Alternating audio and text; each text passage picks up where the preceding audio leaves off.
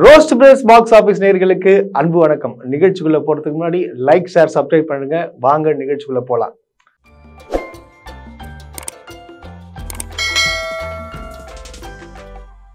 பொங்கல் அப்படின்ற உடனே பாத்தீங்கன்னா இப்ப எல்லாருக்கும் இந்த பொங்கலை பத்தி ஞாபகமே வரல. எல்லாத்துக்கும் ஒரே ஒரு ஞாபகம் தான் வந்தே இருக்கு. அது என்னன்னு பாத்தீங்கன்னா தலையோட விடாமுயற்சி தான். விடாமுயற்சியுடைய டப்பிங் டோட்டலா ஓவர் ஆயிடுச்சு. இப்ப பாத்தீங்கன்னா படம் வந்து ரிலீஸுக்கு தான் வந்து ரெடியாக போகுதுன்னு சொல்லாங்க. ஏகப்பட்ட தடைங்க, ஏகப்பட்ட தடை. இவன் அது பண்றான், இது பண்றான், அவன் கேஸ் போடுறான். அப்புறம் பாத்தீங்கன்னா ஹாலிவுட்ல இருந்து பேரமௌண்ட் பிக்சர்ஸ் வந்து கேஸ் போடுறான். அது என்னதான் நீங்க போட்டாலும் ஒண்ணுமே வேலைக்கு ஆகாதுன்றது வந்து நிரூபிச்சுதாங்க இருக்குது. அது என்ன தடைகள் வந்தாலும் தகர்த்தெறியக்கூடியவர் தான் தலை. ஏன்னா வந்து அவர் ஆரம்ப காலத்துல இருந்தே பார்த்தவருங்க. வெறும் தடைகளை தாண்டி தான் வந்திருக்காரு தலை. ஸோ அதுக்காக தான் வந்து இந்த அளவுக்கு வளர்ந்துருக்காருன்னே சொல்லாங்க. ஆனா இருந்தாலும் பாத்தீங்கன்னா ஏகப்பட்ட இது பண்ணிட்டாங்க. இவங்க இந்த படத்தை காப்பேச்சு போட்டாங்க. அதாவது படமே ரிலீஸ் ஆகல, வெறும் ஒரு ஜஸ்ட் ஒரு டீசருக்கு இவ்வளோ பெரிய பஞ்சாயத்து கொடுக்குறாங்கன்னா அதெல்லாம் விடுங்க. ரசிகர்கள் எப்பவுமே வந்து தலை பக்கம் தான் நிற்பாங்க. 100% பாத்தீங்கன்னா பொங்கலுக்கு விடாமுயற்சி வந்து ரிலீஸ் ஆகுதுன்னு சொல்லாங்க. பேருக்கு ஏற்ற மாதிரி பாத்தீங்களா பல முயற்சிகள் தான் எடுக்கிறாரு. ஏன்னா தடைகள் வந்துட்டே இருக்கு. தடைகளை தாண்டி வரதானே தலையோட பழக்கமே. அது என்ன எழுதுன்றத வந்து பார்த்துடலாம்டா, நம்ம படம் ரிலீஸ் பண்ணலாம்டான்னு சொல்லிட்டு இறங்கிட்டாப்புல. 100% இவரும் வந்து விடாமுயற்சி தான் இருக்காரு ரிலீஸ் பண்றதுக்கு. நமக்கு கண்டிப்பாக சொல்லணும்னா கண்டிப்பாக பொங்கலுக்கு நம்மளுக்கு மிகப்பெரிய ஒரு விருந்து காத்துக்குன்னு சொல்லாங்க. சமீபமா நடந்த ஒரு அனிருத்தோட கான்செர்ட் வந்துச்சுங்க. அந்த கான்செர்ட்ல பாத்தீங்கன்னா ஒண்ணு இல்ல, அனிருத் வந்து விடாமுயற்சியோட தீம் ஒன்று லைட்டா பிளே பண்ணாரு. அங்க கத்துறாங்க பாருங்க, அஜித் ஏய் கடவுளே, நான் பேசுறதை விட நான் பாடுறதை விட நீங்களே பார்த்து வச்சுக்கீங்களேன்.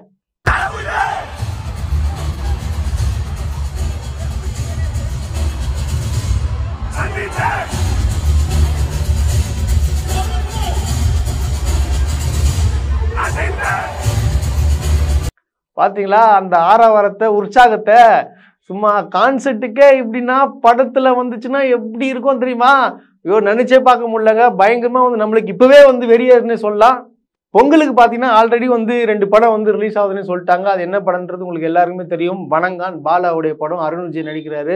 அதுவும் கொஞ்சம் நல்ல படமா தான் இருக்கும், நல்ல படமா தான் இருக்கும். அப்புறம் பாத்தீங்கன்னா கேம் சேஞ்சர் படமும் ரிலீஸ் ஆகுது.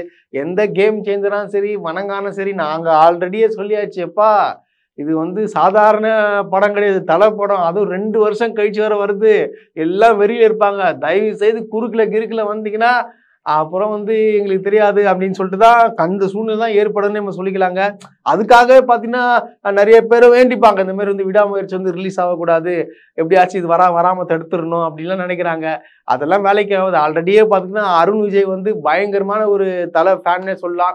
ஏன்னா அவருக்கு அருண் விஜய்க்கு வந்து ஒரு மிகப்பெரிய ஒரு கம்பேக் கொடுத்ததே வந்து தலையோட படம் தான்ன்றது எல்லாருக்குமே தெரியும். ஒரு கண்ணீர் விட்டு ஒரு தேட்டரை விட்டு வெளியே வந்தாருன்னா அது இந்த நிகழ்வை வந்து யாராலுமே மறக்கவே முடியாது. ஸோ அந்த அளவுக்கு வந்து ஒரு அஜித் அவருக்கும் பிடிக்கும். பட் ஆனா அவர் வந்து அருண் விஜய் பார்த்தீங்கன்னு வச்சுக்கலாம், அருண் விஜய் வந்து வணங்கான் படம் பார்க்குறாரோ இல்லையோ, கண்டிப்பா வந்து தலையோடைய விடாமுயற்சி பார்த்துட்டு தான் அதுக்கப்புறம் ஒரு வணங்கான் படம் பார்ப்பாருன்றது அந்த அளவுக்கு தான் இருக்குது இப்போ. ஏன்னா அந்த அளவுக்கு எதிர்பார்ப்புங்க. சும்மா கிடையாது, 2 வருஷம் இப்போ எல்லாமே சும்மாவே எந்த ஒரு கான்செப்ட் இருந்தாலும் சும்மா ஒரு கடவுளே அப்படின்னு சொன்னாலே அஜித் தான் கத்துறான். ஸோ கடவுளேன்னு சொல்றதுக்கு பயமாயிடுச்சு. இப்போ எங்கன்னா கூட ஒரு ஃபங்க்ஷன்ல கூட எதனா கடவுளே காப்பாத்துப்பா அப்படின்னு சொன்னா கூட டக்குன்னு என்ன பண்றான், கடவுள் அஜித்தே அப்படின்னு. ஸோ அந்த அளவுக்கு வந்து ஒரு வெறித்தனமான ஒரு ஃபயர்லேயே இருக்கிறாங்க தலை ரசிகர் பொறுத்த வரைக்கும். நாங்களும் தலை ரசிகர் தான். அந்த மாதிரி இருக்கிற சூழ்நிலை வந்து பொங்கலுக்கு இந்த படம் ரிலீஸ் ஆகுது. பட் ஆனால் எந்த படம் ஹிட் ஆகுன்றது உங்களுக்கு எல்லாருக்குமே தெரியும். விடாமுயற்சி டீசர் பார்த்தீங்கன்னு வச்சுங்களேன், ஒரு வியாழக்கிழமை வந்து, சும்மா நம்ம யூகம் தான் சொல்கிறேன், வியாழக்கிழமை ரிலீஸ் ஆச்சு. பட் ஆனால் பார்த்தீங்கன்னா இந்த ஜனவரி 9ஆம் தேதி மட்டும் இந்த படம் ரிலீஸ் ஆச்சுன்னா, அதுவும் வியாழக்கிழமை தான். அப்போ ரிலீஸ் ஆச்சுன்னா யோசிச்சு பாருங்க, 9லேருந்து 19ஆம் தேதி வரைக்கும் பாருங்க எல்லாமே லீவு. அப்போ என்ன ஆகும் தெரியுமா? சொல்லிக்கே வேணாம், 1000 கோடி கன்ஃபார்ம் அடிக்கும். ஏன்னா பயங்கர ஒரு வெறித்தனமா இருக்கிறாங்க. நான் மீண்டும் நான் சொல்லிக்கிறேன்னா, இந்த படம் ரிலீஸ் ஆச்சுன்னு வச்சுங்களேன், 11 நாள் இருக்கு. இந்த 11 நாள்ல வந்து இப்போ நீங்க வந்து வணங்கானும் ரிலீஸ் பண்ணாலும் சரி, இல்லை கேம் சேஞ்சர் ரிலீஸ் பண்ணாலும் சரி, தயவு செய்து போயிட்டு எங்கன்னா போய் ஒழிஞ்சுக்கோங்க. அதை மட்டும் தான் நான் சொல்ல வரேன். ஆனால் கவலைப்படாதீங்க, டிக்கெட் கிடைக்காதவெல்லாம் கண்டிப்பா வந்து வணங்கானும் பார்ப்பாங்க, கேம் சேஞ்சரும் பார்ப்பாங்க. ஏன்னா என்னங்க பண்றது, இப்போ நான் ஒரு சினிமா விமர்சனங்களை தாண்டி பார்த்தீங்கன்னா தலையோட வந்து தீவிரமான ஃபேன் தானே சொன்னோம். ஏன்னா அந்த அளவுக்கு வந்து தலையை ரொம்ப பிடிக்கும். எனக்கு இன்னும் ரொம்ப பிடிக்கும். என்னடா இவன் சினிமா ரிவ்யூ எல்லாமே ரிவ்யூ பண்ணணும்னு பார்த்தா என்ன ஒரு படத்துக்கு மட்டும் இம்பார்ட்டன்ஸ் கொடுக்குறான்னா, வேற வழி இல்லை, தலை ஃபேன் ஆச்சே.